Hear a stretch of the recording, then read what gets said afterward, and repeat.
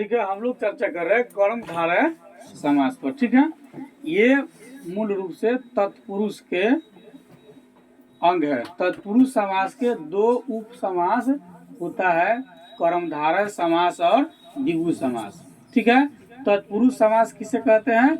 जिस समास का दूसरा पद प्रधान हो उसे तत्पुरुष समास कहते हैं। तो उसके बेटे दो हैं, द्विगु समास और कर्मधारय। ठीक है, दो बेटे हैं, कौन कौन? हाँ, द्विगु समास और कर्मधारय समास। द्विगु और द्वंद्व समास अलग अलग है। द्वंद्व का मतलब दोनों समास प्रधान हो, सॉरी दोनों शब्द प्रधान हो या दोनों पद प्रधान हो, वो द्वंद्व। द्विगु, ठीक है, और कर्मधारय में क्या होता है, इसका अंतिम पद क्या है, प्रधान होता है। ठीक है, तो हम कर्मधारय पर जो चर्चा कर रहे थे, कर्मधारय समास। ठीक है, इसमें आपको तीन शब्द का मिश्रण है। एक कर्मधारय समास, कर्म जो हम कोनो काम करते हैं, ठीक है, उसका जो फल मिलता है वो कर्म फल हो गया। क्रिया के फल स्वरूप जो किया जाता है वही क्या है, कर्म। ठीक है, जो भी कुछ हम करते हैं, या अंग्रेजी में पढ़िएगा तो कर्ता के द्वारा जो किया जाता है उसे हम क्या कहते हैं, कर्म कहते हैं। ठीक है, वो किसी न किसी के द्वारा किया जाता है। ठीक है, तो ये समझ गए कि कोनो न कोनो काम होता है। ठीक है, धारय का मतलब धारण करना, लेना। ठीक है, और समास का मतलब दो पदों के या दो से अधिक पदों, ठीक है, के मेल से जो बना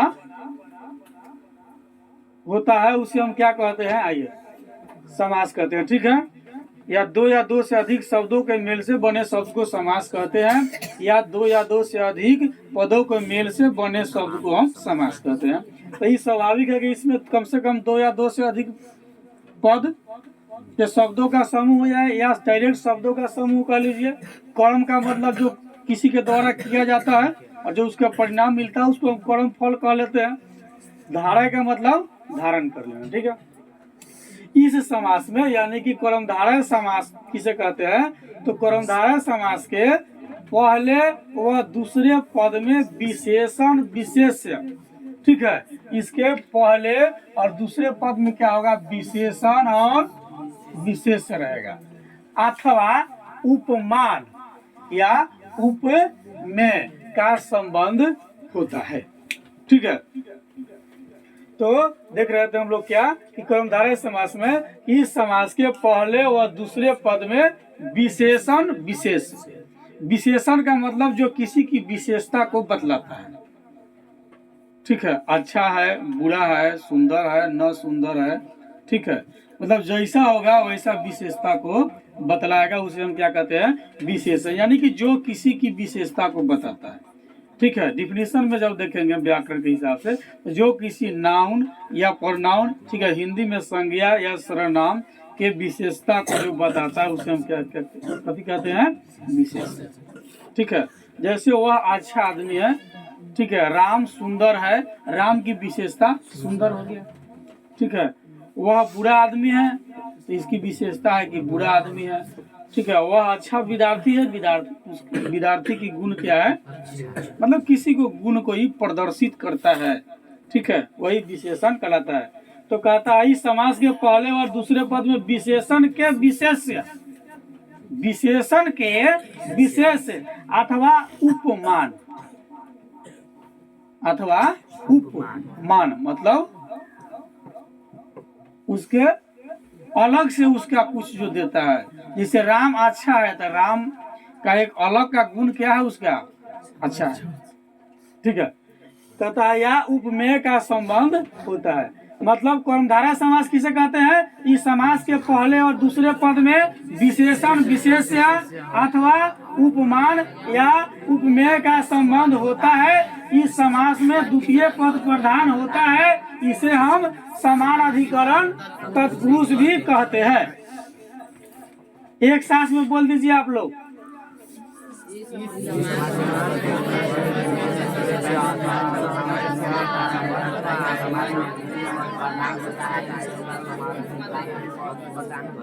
ये तो लग रहा था इसे मद गुनगुना रहा है,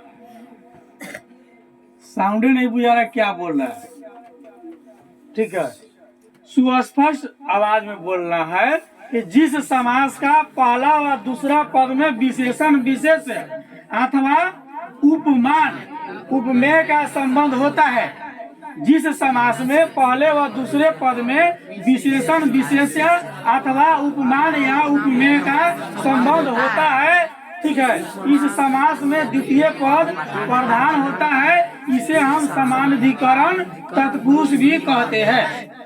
ठीक है, कैसे बोलेंगे कि जिस समास का पहला व दूसरा पद में विशेषण विशेष अथवा उपमान उपमेय का संबंध होता है, ठीक है, इस समास में द्वितीय पद प्रधान होता है, इसे हम समानाधिकरण तत्पुरुष भी कहते हैं।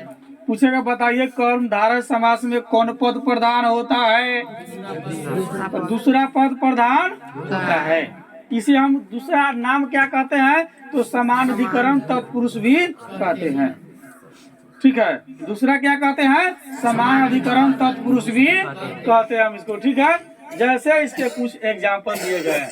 ये समस्त पद, ये विग्रह रूप है। समस्त पद में विशेषण विशेष्य, ठीक है, हमने नाम लिया उपमेय, ठीक है, और रूपक अलंकारिक और सु उपसर्ग से बना शब्द। पहले देखते हैं विशेषण विशेष्य का मतलब। जैसे महापुरुष, सीधे विशेषण नहीं कर रहा है, क्या कर रहा है? एक तो महा मतलब बड़ा, महान, ठीक है, और तब पुरुष, यानी ये पुरुष जो है क्या है? विशेषण का विशेष हो रहा है। महापुरुष मतलब महान है जो पुरुष, ठीक है।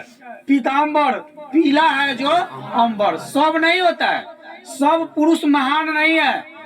अंबर के सभी क्षेत्र पीला नहीं, ठीक है। प्राण प्रिय, प्रिय है जो प्राण, सभी प्राण प्रिय नहीं होते हैं। क्या सभी होते हैं? सभी नहीं होते हैं। कुछ कदर समय जब नियर आ जाएगा तो लोग रोज सोचता है जितना जल्दी टपक जाए तो ठीक रहे। सभी प्राण प्रिय होते हैं? प्राण तो सब है, जितना जीव है सब में प्राण है, लेकिन सभी प्रिय है नहीं। तो जो विशेषण के विशेष से बताता है, ठीक है। प्राण प्रिय, प्रिय है जो प्राण। नील गगन, नीला है जो गगन। नील कमल, नीला है जो कमल। महात्मा, महान है जो आत्मा। अच्छा, सभी के नाम के, जैसे महात्मा गांधी, और के नाम के साथ क्या नहीं लगता है? और के नाम सबके नाम के साथ लग जाना चाहिए। महात्मा, महात्मा राजेंद्र बाबू लगा नहीं, केवल गांधी जी के साथ लगा। बचपन का नाम मोहनदास करमचंद गांधी, बाद में क्या हो गया? महात्मा गांधी। मोहनदास करमचंद हटा दिया गया और लगा दिया गया महात्मा। मतलब विशेषण की भी विशेष है, एक तो महान है और वह आत्मा। ठीक है, चलिए। श्वेत वस्त्र, श्वेत है जो वस्त्र, वस्त्र तो सब है, लाल, पियर, करिया, ब्लू, छींटदार, रंगदार, ठीक है। लेकिन श्वेत वस्त्र का एक अलग पहचान है।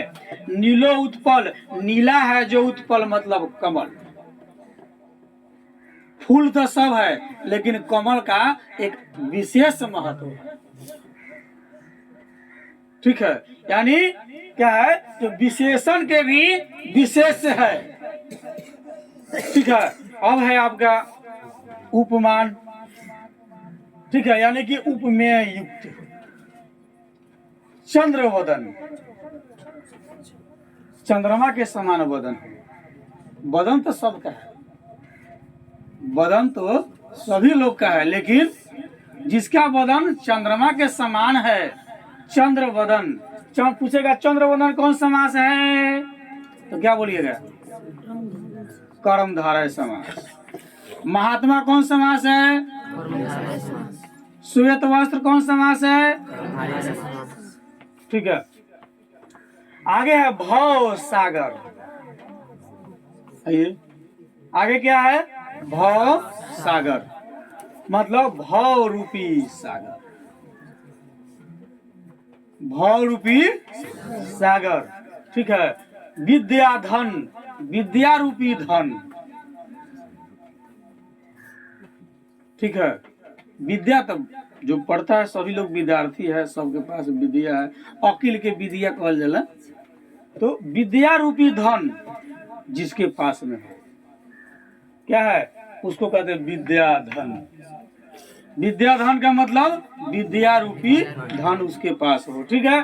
मृग नयनी, मृग के समान नेत्र वाली, मृग के समान नयन वाली, नयन माने आंख।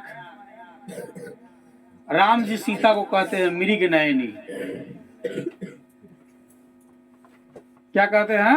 मृग नयनी, ठीक है।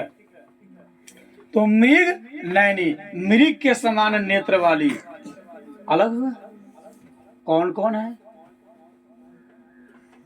नहीं, जिसकी नयन खूबसूरत हो, मृग की समान हो। मृग की नयन बड़ा खूबसूरत होता है। शाब्दिक अर्थ अलग हुआ। जैसे हमने कहा मृग नयनी, राम जी सीता को मृग नयनी कह करके पुकारते हैं। मृग के समान नयन है, ठीक है। चंद्रमुख, चंद्र के समान है जो मुख। एक साउथ मूवी है चंद्रमुखी, यानी कि जिसके मुख हो चंद्र के समान हो गई, इसलिए उसका नाम रख दिया चंद्रमुखी। देखिए नाम के पीछे भी बहुत कुछ छुपा हुआ रहता है।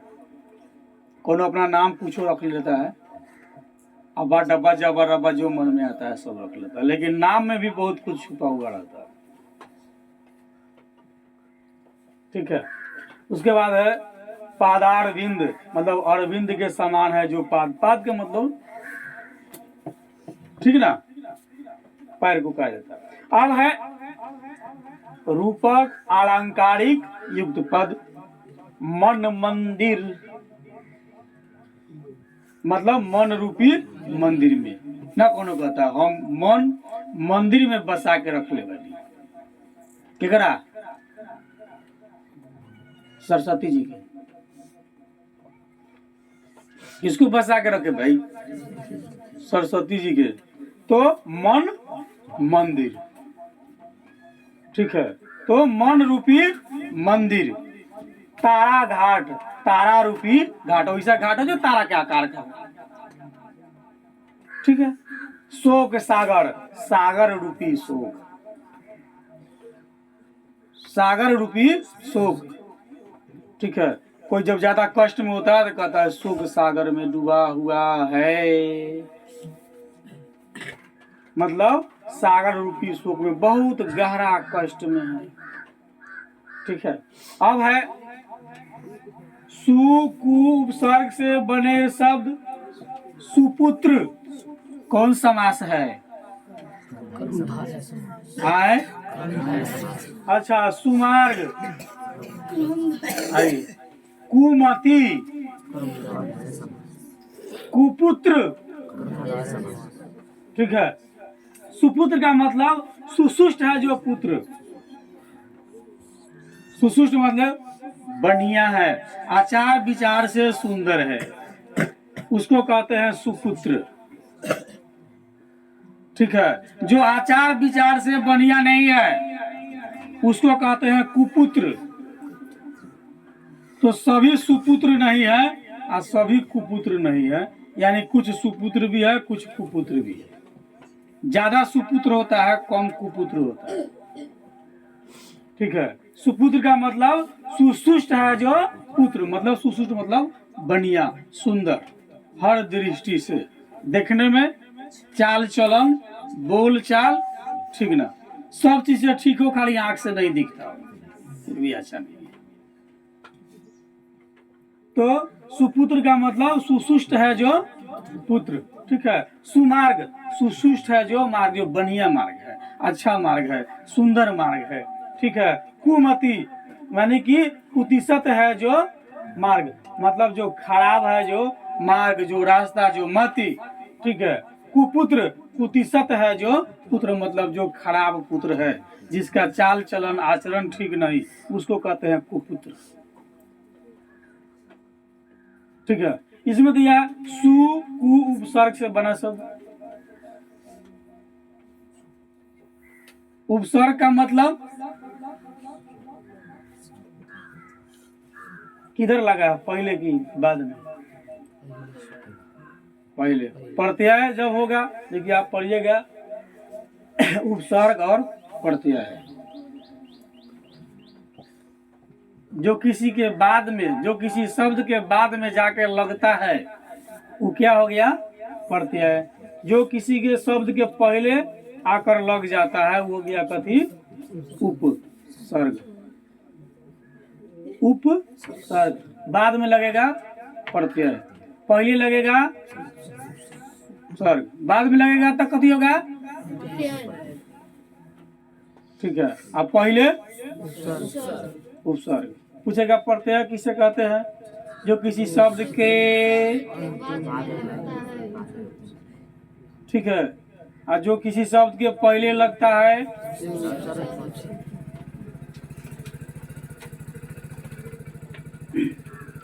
ठीक है। तो उपसर्ग प्रत्यय भी कंप्लीट। उसके बाद कर्मधारय समास भी कंप्लीट। कर्मधारय समास किसे कहते हैं? बोलिए एक बार।